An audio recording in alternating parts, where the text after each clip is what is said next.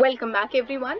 This is part 2 where we'll be discussing the chapter. Okay, so in the last video we discussed about the introduction, from where the story has been taken. We discussed some idioms related to wisdom and foolishness.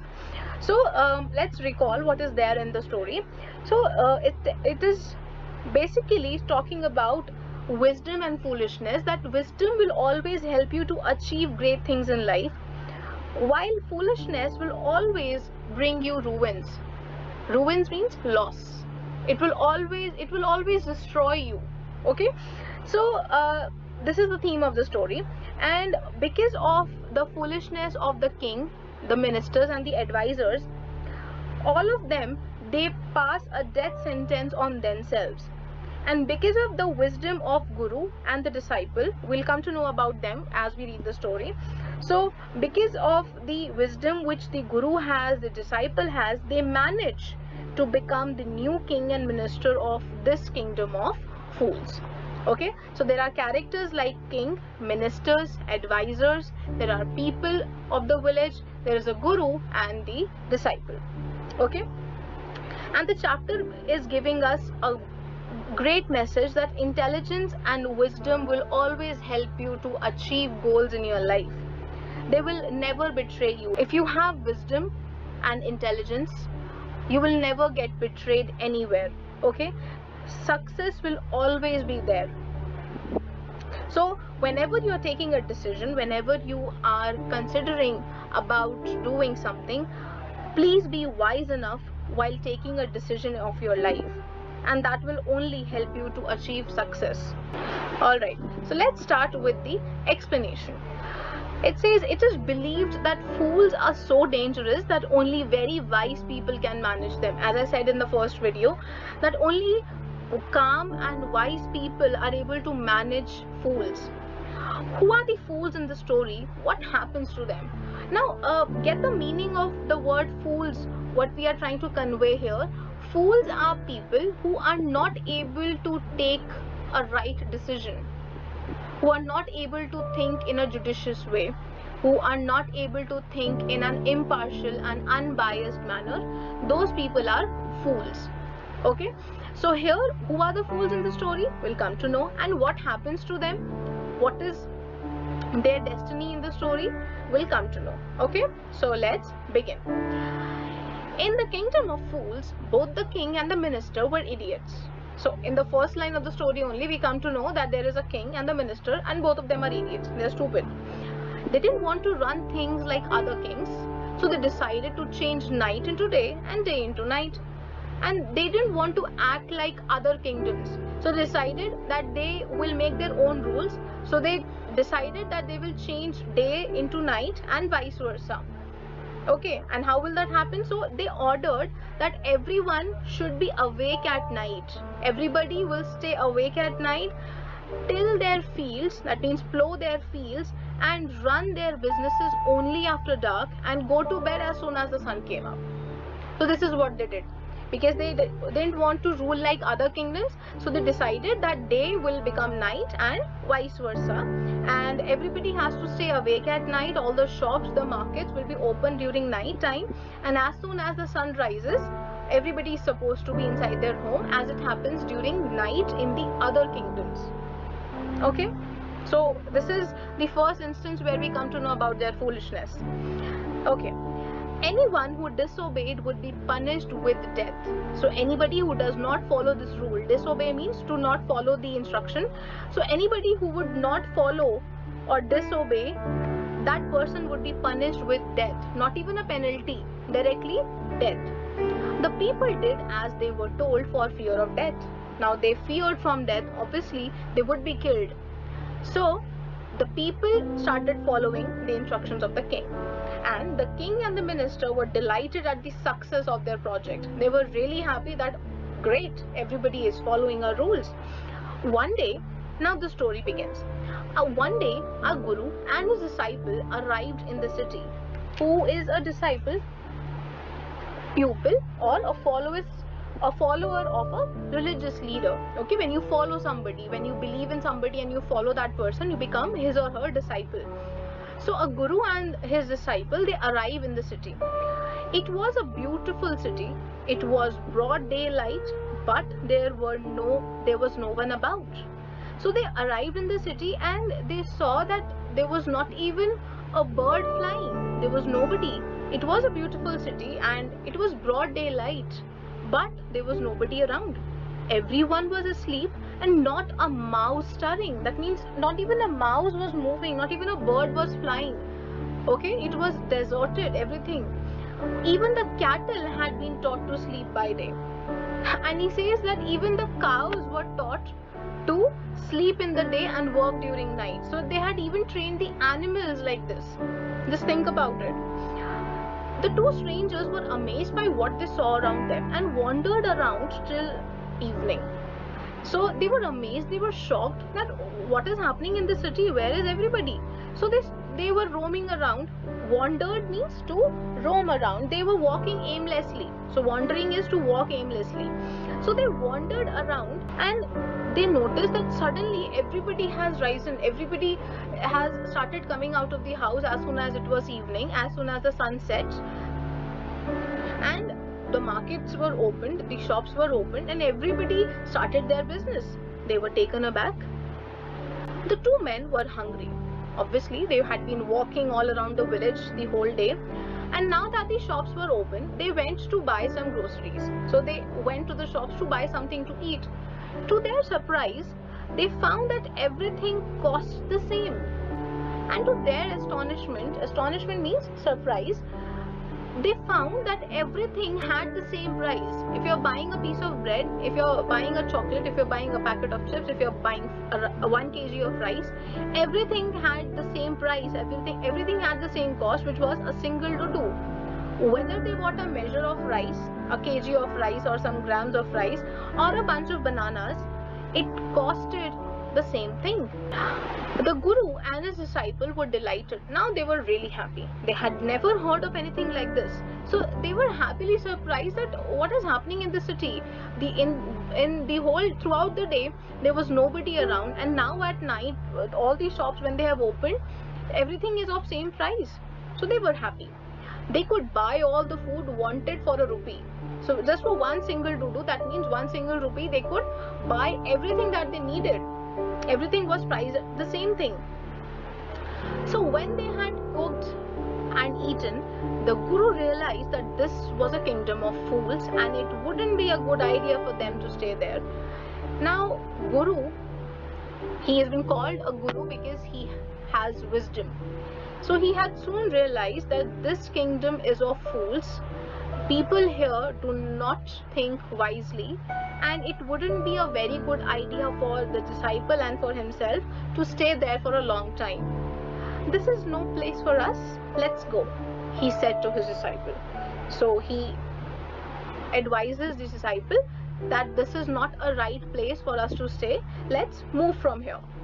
But the disciple didn't want to leave the place. Everything was cheap here, but the disciple did not want to leave. He was really happy that everything is so cheap here. I'm getting everything just for 1 rupee. Why will I go? So all he wanted was good cheap food. Cheap here is which is not expensive. The Guru said, they all are fools. This won't last very long and you can't tell what they will do to you next. The Guru had realized what these people were capable of. They were foolish. They wanted to do something different, and it was so different that they turned the day upside down. So he says that all these people are fools, and the enjoyment that you are having right now of enjoying this, you're enjoying this good and cheap food, this won't last very long because you cannot predict what these people are going to do next. But the disciple would not listen to the Guru's wisdom.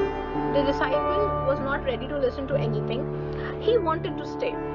The Guru finally gave up and said, do what you want, I am going. Now, the Gurus are only there for guidance. They cannot force you. So the Guru had given the wisdom, the Guru had given the advice to the disciple, and it was totally the decision of disciple whether he would like to follow that instruction of Guru or not.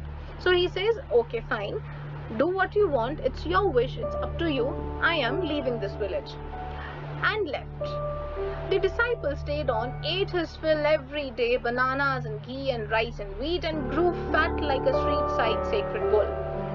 Now, the disciple stayed on, the disciple stayed there, and he ate everything that he wanted. Day and night, whatever he wanted, he was eating bananas and ghee and rice and wheat. How much ever he wanted to eat, it was available at a good cheap price, and he grew fat like a street-side sacred bull. Sacred means holy, pure. Okay, like we have bulls sitting around and we serve them food. Okay, so he was growing fat like that sacred bull whom you go and give food. One bright day, a thief broke into a rich merchant's house. Now, one day what happens? One bright day, that means in the afternoon, because everybody is asleep in the day. So one bright day, a thief broke into a rich merchant's house. Who is a merchant? A shopkeeper. Okay, he had made a hole in the wall and sneaked in. That means he entered secretly. Sneak in means to enter secretly. And as he was carrying out his loot, that means as he was stealing everything from the house, the wall of the old house collapsed on his head and killed him on the spot. So one day what happens, into a rich merchant's house, there was a thief who secretly came inside. And how did he enter? He had made a hole in the wall and he entered secretly. And when he was trying to take everything through that hole, what happens? The wall collapsed and he got killed on the spot. His brother ran to the king and complained. Now what complaint do you think will be done? And whose brother is it? This is the thief's brother. Burglar is a thief. Okay. So his brother ran to the king and complained, "Your Highness, my brother was pursuing his ancient trade and a wall fell on him and killed him. This merchant is to blame. He should have built a good and strong wall. You must punish the wrongdoer and compensate the family for this injustice." Now he runs up to the king and complains that, "My lord, your highness," this is a way of giving regard to a king, "when my brother was pursuing his ancient trade," pursuing means when he was following, he was doing his ancient trade. That means the family of this thief had been in this trade from generations. What is the trade? What is the business of stealing things? So he's calling it ancient trade. Just imagine the audacity of them calling this act of stealing an ancient trade. So the thief's brother says that, "My lord, when my brother was stealing from this man's house, the wall fell on him and he got killed. And who is to be blamed? Who is the wrongdoer here? Not his brother, but the person whose wall it was, the merchant. He should have built a good and strong wall. You must punish the wrongdoer and compensate the family for this injustice." So he says that he should have built a good and strong wall. The wall was weak and it fell down on him, and that is why it killed my innocent brother. You must punish that merchant and my family should be compensated for this injustice. The king said, now let's see what the king says. The king said, "Justice will be done. Don't worry." And he at once summoned the owner of the house. Summon means to call. So he at once, without even thinking twice, he summons. That means he quickly calls the owner of the house. Who was the owner of the house? The merchant. Let's see what happens here now. When the merchant arrived, the king questioned him. "What's your name?" "Such and such, your highness." The merchant's name is such and such. "Were you at home when the dead man burgled your house?" So he says, "Were you there at home when he was stealing from your house?" "Yes, my lord. He broke in and the wall was weak. It fell on him." He says, "Yes, I was there, and when he came inside the house through that hole in the wall, since the wall was really weak, it had fallen on him." The accused pleads guilty. "Your wall killed this man's brother. You have murdered a man. We have to punish you." Who says this line? The king. The king says that the accused pleads guilty. It means we have found the culprit. We know who has to be given the punishment, and it is you, because your wall has killed this man's brother. You have murdered a man and we have to punish you. Instead of telling that thief's brother that since your brother was doing a wrong thing, he has to be blamed, you should be given the punishment. No, he was calling that merchant wrong. Now the merchant was very helpless and he says, Lord, I did not put up the wall. That means I did not make the wall. It's really the fault of the man who built the wall. So he says, it's not my fault. It is the fault of the man who had built it. He did not build it right. You should punish him. And he says, I think this is the fault of the person who had made this wall. Just imagine if a building has been made and after 50, 60 years, it collapses. Is it the fault of the person who has built it? No, not at all. But since this was a kingdom of fools, so everybody is going to talk like that. Who is that? Says the king. My lord, this wall was built in my father's time. I know the man. He is an old man now. He lives nearby. And he says this was built in my father's time. Just think about how much old that wall must have become.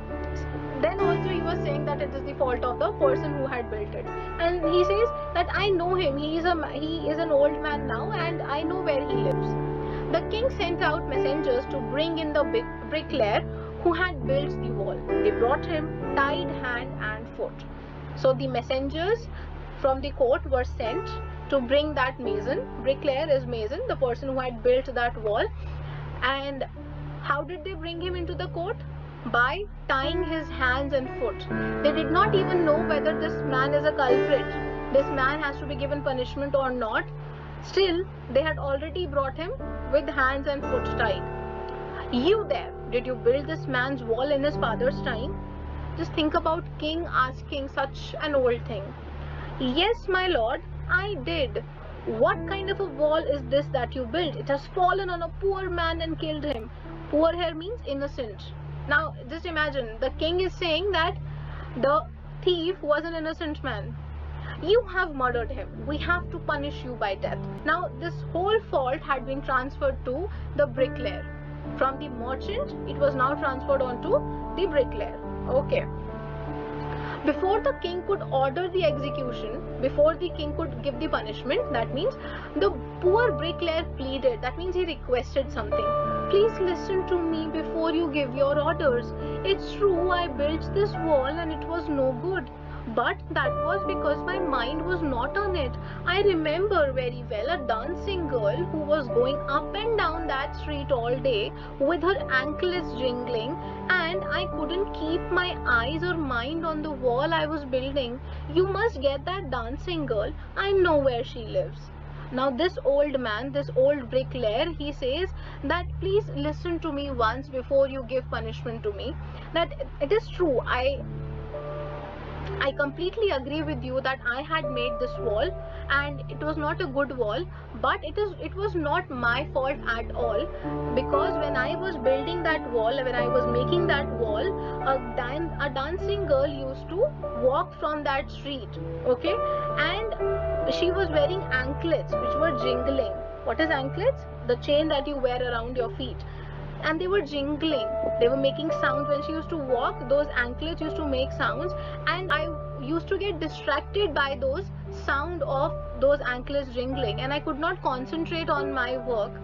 So that the punishment has to be given to her. It is her fault that I got distracted and I had made this wall weak. He says, I know where she lives. You are right. The case deepens. The case is getting complicated according to these foolish people. We must look into it. That means we have to think carefully about it. It's not easy to judge such complicated cases. Let's get that dancer wherever she is. So the king takes the advices of the ministers and says that I think this has become a very complicated case and I think we should call the dancer. Call that girl. The dancing girl, who has now become an old woman, came trembling to the court. Trembling means shaking with fear. She was scared that why has the king called? Did you walk up and down that street many years ago while this poor man was building a wall? Did you see him? Now this king is asking about such an old event to this lady who has now become an old woman. She has nothing to do with the case, but still, since they are all foolish, we can do nothing. So the lady answers, yes, my lord, I remember it very well. Who says this? The dancing girl. So did you walk up and down with your anklets jingling? You were young and you distracted him, so he built a bad wall. Now the fault, the accusation has passed on from the merchant to this bricklayer, and from the bricklayer to this old woman, this dancing girl. So the king asked the same question, that were your anklets jingling? Were you walking down that street every day? And this poor man, this innocent man, was doing his work, but since your anklets were jingling, he got distracted and he did not build a good wall. It has fallen on a poor burglar and killed him. You have killed an innocent man. You'll have to be punished. And he says to this old woman, this dancing girl, that it has fallen on an innocent burglar. Burglar is thief. It has fallen on a poor and innocent burglar and killed him. He's calling that thief innocent. Just think, you have killed an innocent man, you have to be punished. And the king says that you are the one at fault and you will be punished, since you distracted the bricklayer, and the bricklayer could not build a strong wall, and that is why the merchant's wall has fallen down on this innocent man who was just stealing things from this merchant's house. Humorous, right? It's very amusing that the king is saying all these things. Since it is the kingdom of foolish people, it's the kingdom of fools, what else do we expect? So we stop here and go through the whole video again if you have any doubts. The language is very simple of this chapter, and I think everybody will be able to understand. So we'll continue in the next one.